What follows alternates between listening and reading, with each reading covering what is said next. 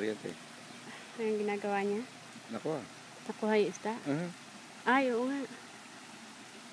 Malaki. Ang galing ah. Ulam mo. Pulutan. Pulutan na. Meron pa isa doon. Hindi sa kanya to, pero kung gusto mong mangisda dito, una-unahan. Ikaw na una, ikaw mangisda. Sayo ang isda.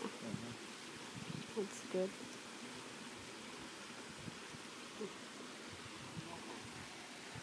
Marunong kang maganyan, te? Ha? Hindi. Marunong akong manghuli ng palaka, pero yan kasi kumakagat sa side. Palaka lang pala yung alam mo. Hindi yung palakang bukid, hindi yung palakang kokak. Yan. May kanyan, may anong tawag nila doon, just sa ilalim ng paligpik niya, mayroong matulis. Yung palaka. Yeah, hindi yan. Yung isda na yan.